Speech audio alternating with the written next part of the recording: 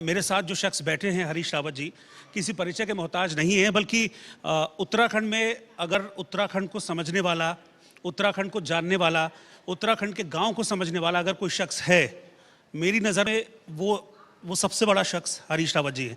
बहुत बहुत स्वागत है हरीश रावत जी आपका इंडिया न्यूज़ में। सबसे पहला सवाल तो मेरा यही है, हरीश जी आप वक्त दिया हमको और आप डायरेक्ट दिल्ली से आ रहे हैं। अगले साल चुनाव है लोकसभा के 2024 में, तो खड़गे जी से क्या इसी को लेकर बातचीत है? अध्यक्ष जी के पास मार्गदर्शन के लिए, शक्ति लेने के लिए जाना पड़ता है। हम लोग गाड़ी चालक हैं, तो पेट्रोल पंप वो हमारे शक्ति केंद्र हैं, तो वहाँ नहीं जाएंगे तो पेट्रोल नहीं मिलेगा तो गाड़ी नहीं चलेगी, उनसे ऊर्जा नहीं मिलेगी तो हम लोग कैसे आगे बढ़ेंगे। तो उनसे भेंट करने के लिए गया था। लेकिन जैसे कि मैंने पहले भी कहा, जिस बात से मैंने शुरुआत की थी, लेकिन उत्तराखंड के लिए मुझे लगता है कि आपको मार्गदर्शन की सबसे ज़्यादा ज़रूरत है। देखिए, इस समय मैं अध्यक्ष को के लिए बधाई देने के लिए भी गया था कि हिमाचल के बाद उनके नेतृत्व में ये दूसरी जीत है कर्नाटक की, और मध्य प्रदेश, छत्तीसगढ़, राजस्थान, तेलंगाना में जीत कांग्रेस के दरवाजे पर दस्तक दे रही है। हम किस तरीके से उसका स्वागत करते हैं, किस तरीके से विजय के स्वागत के लिए अपने को तैयार करते हैं, वो हम पर निर्भर करता है। तो उसके लिए आगे के लिए शुभकामनाएं देने के लिए भी गया था, और उत्तराखंड के कांग्रेस के कार्यकर्ताओं की तरफ से शुभकामना देने के लिए गया था। नहीं, लेकिन मुझे लगता है कि शुभकामनाओं की बहुत ज़्यादा ज़रूरत 2024 में भी पड़ने वाली है कांग्रेस को। ठीक है, अभी हाल में कर्नाटक में एक अच्छी जीत कांग्रेस को मिली है, एक संजीवनी के तौर पर उसको देखा जा रहा है, लेकिन 2024 का जो इलेक्शन है लोकसभा का, उत्तराखंड के लिहाज से उसको कैसे आप देखते हैं? कितना टफ ये है? क्योंकि अभी की जो परिस्थितियां हैं वो कम से कम यहाँ बोलते हुए मुझे कोई गुरेज नहीं है कि फेवरेबल अभी तक नहीं दिख रही। देखिए, लोकसभा का जो इलेक्शन होता है वो मदर ऑफ ऑल इलेक्शन है। जितने भी सब्सिक्वेंट इलेक्शन होते हैं, राज्यों के होते हैं, नगर पंचायतों के होते हैं, जिला पंचायतों के होते हैं। तो अब पिछले 10 साल से एक पार्टी, एक व्यक्ति, एक सोच सत्ता में है। आप अर्थशास्त्र का नियम ही जानते हैं कि डिमिनिशिंग रिटर्न का, उपयोगिता ह्रास का नियम। तो लोग देखते देखते 9 साल के बाद अब लोग परिवर्तन की तरफ देख रहे हैं, और एक अच्छा जो पक्ष सामने आ रहा है वो ये है कि जितनी संवैधानिक लोकतंत्र पर विश्वास रखने वाली ताकतें हैं, वो सब इस बात को महसूस कर रही हैं कि हमको एकजुट होकर के चुनाव में खड़ा होना चाहिए। जिन लोगों का विश्वास भी गांधी, नेहरू, अंबेडकर, क्योंकि हमारे देश के स्वतंत्रता और स्वतंत्रता के जस्ट बाद के इतिहास में इन 3 महापुरुषों का इम्प्रिंट संविधान के रूप में भी और हमारे दूसरी जो चीज़ें, देश का जो डेवलपमेंट हुआ है, जो बुनियाद पड़ी है, उसमें दिखाई देता है।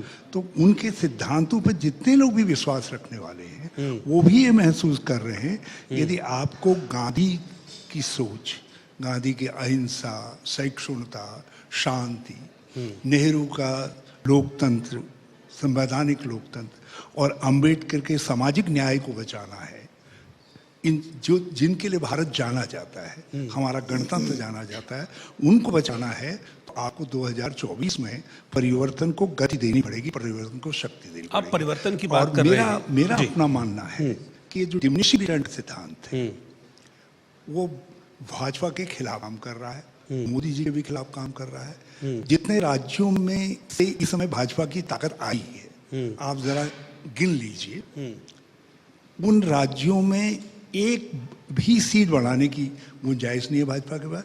जैसे उत्तराखंड है, हिमाचल है, दिल्ली है, हरियाणा है, गुजरात है, राजस्थान है, मध्य प्रदेश है, महाराष्ट्र है, कर्नाटक है, गोवा है, आप किसी, गुजरात है, किसी भी देख लीजिए, तो इनमें उनकी सीट बढ़ने की गुंजाइश है नहीं, और घटने की संभावना पूरी की पूरी बनी हुई है। लेकिन आप उत्तराखंड की बात कर रहे हैं, उत्तराखंड में उन्होंने मिशन 5 सेट किया, यूपी में मिशन 80 सेट कर रहे हैं। मिशन तो वो आगे रख रहे हैं ना, मिशन 80 सेट कर रहे हैं, उसके हिसाब से काम कर रहे हैं। आप वो मिशन 80 रखें, मिशन 5 रखें, दुनिया में चमत्कार होते हैं, बार बार नहीं होते। नहीं, लेकिन मोदी जी को तो लोग जादूगर नहीं, कहते हैं पॉलिटिक्स का। एक आध बार लग गया, लेकिन रोज नहीं होते हैं। अब लोगों के समझ में भी आ गया है। अब तो जितनी सीटें हैं उनकी घटनी ही घटनी है, और बढ़ने की संभावना कहीं से नहीं है। आप मुझे बता दीजिए कि फला राज्य है जहां से भाजपा, मैं कह रहा हूँ उत्तराखंड में सीटें नहीं बढ़ी। मैं कह रहा हूँ उत्तराखंड में सीटें नहीं भी बढ़ी, मान लीजिए नहीं बढ़ी सीटें, लेकिन अगर सस्टेन कर गए तो। अब कर्नाटका के अंदर उनकी बढ़ोतरी की तो संभावना है नहीं। सरकार बनने के बाद 5, 7, 10, आप कर्नाटक इसलिए जा रहे हैं क्योंकि हमारा रिजल्ट आ गया है। मैं उत्तराखंड पे इसलिए हूँ क्योंकि हाँ रिजल्ट आना है अगले साल 24 में। अच्छा, उत्तराखंड में भी हमारी कोशिश रहेगी कि 5 से 5, क्योंकि उत्तराखंड का स्वभाव है जब वो देता है तो थप्पड़ फाड़ मैंने के इसीलिए देता तो है। जब आपने परिवर्तन की बात की ना, पिछली बार भाजपा को थप्पड़ फाड़ के दिया है, इस बार हमारी बारी है। यही इसी सवाल पे आ रहा था सर कि जब आपने परिवर्तन की बात की तो मेरा सवाल ये था कि जिस जनता ने 2022 में परिवर्तन नहीं चाहा, और वो भी रिकॉर्ड तोड़ प्रदर्शन था, 2 बार एक सरकार उत्तराखंड के इतिहास में नहीं आई थी पहले, उसी जनता ने 2022 में परिवर्तन नहीं किया, उसी पर भरोसा जताया, सरकार बना ली। तो वो 2024 में एकदम से ऐसा क्या हो जाएगा कि आप कह रहे हैं कि परिवर्तन हो जाएगा? देखिए, उत्तराखंड उत्तर प्रदेश के साथ लगा हुआ है। उत्तर प्रदेश में भाजपा ने या मोदी जी ने हिंदुत्व की लेबोरेटरी बना दिया। कहीं इस इतिहास में नहीं हुआ कि प्रधानमंत्री वोट मांगे, ये कहे कि शमशान घाट और कब्रिस्तान का अंतर लोगों को बताए, कहे कि आप तय करिए कि वोट आप शमशान घाट के सवाल पर देना है, कब्रिस्तान के सवाल पर देना है, या ईद में ज़्यादा बिजली मिलती है, दिवाली में कम मिलती है। प्रधानमंत्री के शब्द होते नहीं है, लेकिन प्रधानमंत्री ने ये शब्द कहे। उन्होंने हिंदुत्व के एक मैं उसको हिंदुत्व नहीं मानता, वो एक कम्युनिटी जो है वो बनाया। और उस पर उत्तर प्रदेश गया, दहेज में हमको भी लेकर के गया 2017 में, और 2000 में भी 2022 के बाद भी वही स्थिति आई। अब परिवर्तन प्रारंभ हो चुका है। वो परिवर्तन प्रारंभ हुआ है हिमाचल से, वो परिवर्तन प्रारंभ हुआ है कर्नाटका से, और आप देखिएगा मध्य प्रदेश, छत्तीसगढ़, मैं फिर दोहरा रहा हूँ, राजस्थान, तेलंगाना, ये सब कांग्रेस के लिए संभावनाएं खोल करके खड़े हैं। आओ, हम तुमको जो है आशीर्वाद देना चाहते हैं। ठीक है, मैं वापस उत्तराखंड पर आऊंगा। मिजोरम में भी जो परिवर्तन आने जा रहा है। मैं वापस पॉलिटिक्स पर आऊंगा, लेकिन एक चीज मैं आपसे जानना चाहूँ, आजकल उत्तराखंड में पहले कभी इतना नहीं सुनने को मिलता था, लव जिहाद, लैंड जिहाद, मजार जिहाद, ये सब टर्मिनोलॉजी जो है बहुत ज्यादा उत्तराखंड में सुनने को मिल रही है। टर्मिनोलॉजी पर आप बिलीव करते हैं? देखिए, उत्तराखंड नहीं तो इस पर क्या राय है आपकी? ये तीनों शब्द, बल्कि 2 शब्द और एक कवच, शब्द लव जिहाद और लैंड जिहाद, ये देवभूमि है। देवभूमि में ये शब्द कहाँ से? ये शांति, सहिष्णुता और धार्मिक आस्था की धरती है, इसमें इन शब्दों के लिए स्थान है ही नहीं। ये तो भाजपा की फैक्ट्री में बने हुए शब्द हैं और लोगों के गले में डाले जा रहे।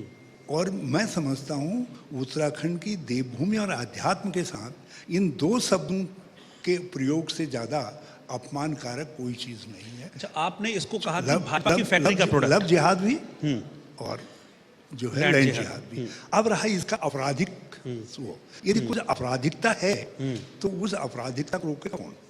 यदि अपराध हुआ है, 6 साल हुआ, 10 साल से हुआ, 15 साल से हुआ, कम ऑन, फैक्ट्स के साथ आगे आइए। और मेरा तो आरोप है कि जितनी जो ये लैंड कब्जे की बात कही जा रही है, ये कब्जे पिछले 10 सालों 9 सालों के अंदर हुए हैं, बहुत कम है। पहले के कब्जे तो ऐतिहासिकता के कब्जे हैं। जो पहले के कब्जे हैं वो जो है, जो लोग दलित थे, भूमिहीन थे, शिल्पकार थे, गरीब थे, उन्होंने वो जंगल की जमीनों पर आकर के बसे हैं। जो उत्तराखंड के जरूरतमंद थे, जिनके लिए राज्य बनाया गया, ये उनके कब्जे हैं, या उन लोगों के कब्जे हैं जो आजीविका की खोज में उत्तराखंड में आए, इन नदियों के नालों में आदि में बस गए, जिनके लिए हमारी सरकार ने कानून बनाया। हमने कहा हम इनका नियमितीकरण करेंगे, जो इस तरीके की जमीन कब्जे हैं जो है। लेकिन ये जिन्हें इस तरीके के जिहादी जिनको कहा जा रहा है, ये सारे के सारे इनमें से 80% कब्जे मतलब आप कह रहे हैं कि लव जिहाद जैसी भाजपा कोई के चीज़ समय नहीं के हैं।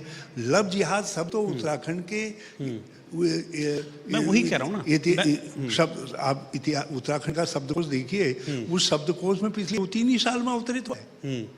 ये कौन इस जिहाद को लेकर के आया? इसके पीछे और आपने कहा कि ये बीजेपी की फैक्ट्री में बना झूठ है। इसके पीछे कोई आपराधिक मनोवृत्ति है तो उसके लिए जिम्मेदार कौन है? जो आज किताब में बैठे हुए लोग हैं, जो तो यही तो कह रहे हैं, जो लॉ यही को तो आप कहा कि बीजेपी की फैक्ट्री में बने हुए झूठ है। लॉ को इन्फोर्स करने वाले लोग हैं। बीजेपी ये कह रही है कि भाई बीजेपी ये कहती है कि देवभूमि बनी रहे, इसलिए हम इस पर रोक लगा रहे हैं। आपको एक जानकारी इसको रोकना चाहिए। प्रलोभन दे करके किसी का धर्मांतरण करवाना, भाव लेकर के धर्मांतरण करवाना, धन लेकर के धर्मांतरण करवाना कानूनन अपराध है, आईपीसी के अंदर अपराध है। यदि उसको नहीं रोक पाए हैं तो उसके लिए अच्छा, मतलब आप कह रहे हैं कि एक्शन लें लेकिन नई टर्म डिफाइन ना करें, ये कह रहे हैं आप? भाजपा जो है अपनी फैक्ट्री से नए शब्द निकाल रही है और एक नया कवच अवतारित हुआ है, वो है कॉमन सिविल कोड का।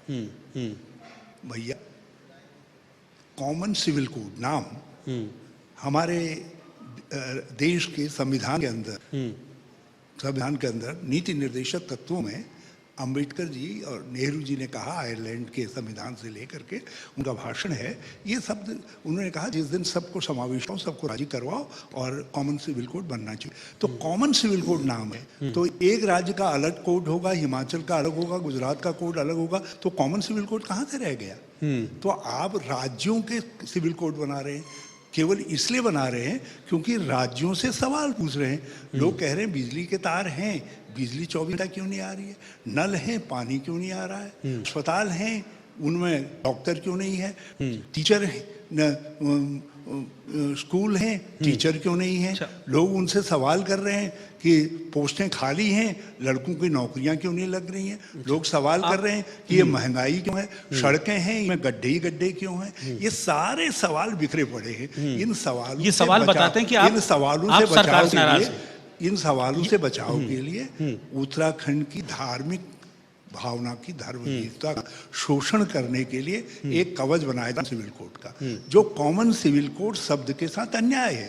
मैं कह रहा हूँ कम ऑन, यदि हिम्मत है तो मोदी जी और अमित शाह जी कहे हम राष्ट्रीय स्तर पर कॉमन सिविल कोड लाते हैं और सबसे बातचीत करें, तो संविधान ने कहा है उसके अनुसार बातचीत करें और उसका समाधान निकालें। ठीक है, आप सरकार से नाराज हैं? अब इस बात से मुझे एक चीज का जवाब उसमें बेचारे सारा का सारा मुझे एक चीज का जवाब दीजिए। हमारे मुख्यमंत्री के कंधों पर डाल दिया।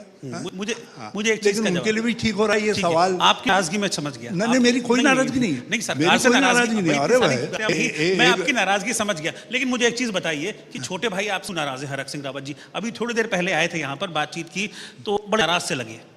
No comment.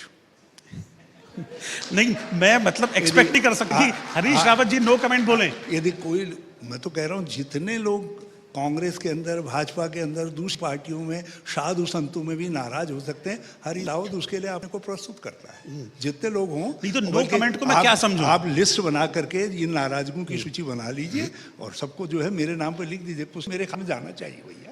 तो ये सब नाराजगों, इन सब नाराज लोगों को मेरे खाते में डाल दीजिए। नहीं, आपके इस नो कमेंट को मैं क्या समझूं? नाराजगी, या आप कह रहे हैं कि बस अभी वक्त आएगा तब बताऊंगा, तब बोलूंगा? क्या समझूं मैं इसको, आपके नो कमेंट को?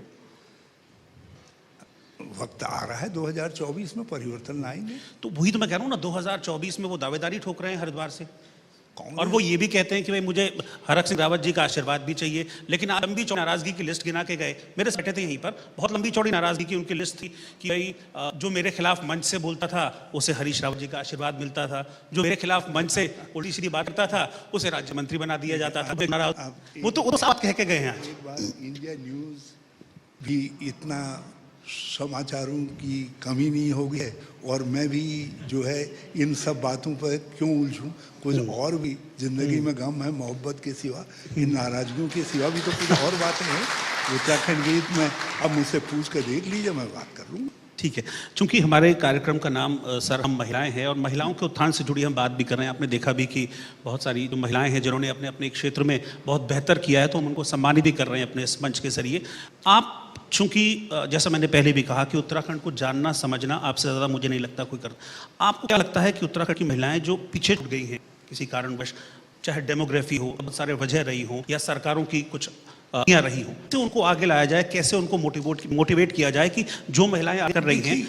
यहाँ की सरकार को महिला ओरिएंटेड होना चाहिए और जो गवर्नमेंट है और चीफ मिनिस्टर है उसका प्रयास होना चाहिए कि हर चीज में समझा जाए कि राज्य की नीति का केंद्र बिंदु महिला है। और जब हम महिला कहते हैं तो दूर दराज की गांव की उस महिला को जो आज भी कुतले से गुड़ाई करके निराई करके किसी तरीके से थोड़ा सब्जी पैदा करके अपने जीवन का यापन कर रही है, जिसको आज भी बेहतर दवाई नहीं मिल रही है, जिसको बेहतर खाना नहीं मिल रहा है, बेहतर कपड़े नहीं मिल रहे हैं, जिसके पास बेहतर घर नहीं है, वो हमारे केंद्र बिंदु होने चाहिए। और उसके लिए एक शब्द मैंने उसके लिए कॉइन अप किया, उत्तराखंडियत। आप उत्तराखंड के समग्र दर्द को यदि विकासात्मक स्वरूप देने का काम करेंगे तो वही उत्तराखंडियत है। आप पिक एंड चूज के तरीके से काम नहीं कर सकते।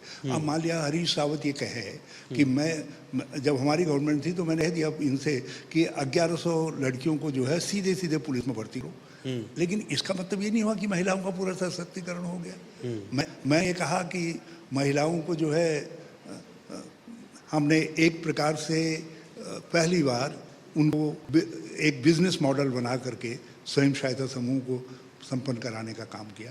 हमने महिलाओं के अंदर जितने भी दुखियारी वर्ग हो सकते थे, जिनमें परित्यक्ता महिला से लेकर के एकल महिला तक, विकलांग से लेकर के जिसको हमारे वहाँ छुड़गली कहते हैं, जिसने ससुराल से जो मायके में आ गई है लेकिन अब मायके ससुराल वाले लेकर के नहीं जा रहे हैं, वो महिलाएं तक, जहाँ भी महिला के ऊपर कोई विपत्ति थी तो उन सारी महिलाओं को हमने पेंशन के दायरे में लेकर के आए। हमने कहा महिला के लिए सुविधाएं और यानी कि आप कह रहे कंसोलिडेट तरीके से काम करने की जरूरत है। ये दोनों जो है एक मौलिकता के रूप में उनको उपलब्ध होना चाहिए और उसमें आज की गवर्नमेंट भी कुछ वृद्धि कर रही होगी। मैं नहीं कह रहा हूँ कि वो वृद्धि नहीं कर रहे हैं, लेकिन हमको मैसेज ये देना चाहिए उत्तराखंड के अंदर कि हम हर नीति के पीछे दो चीजें थी।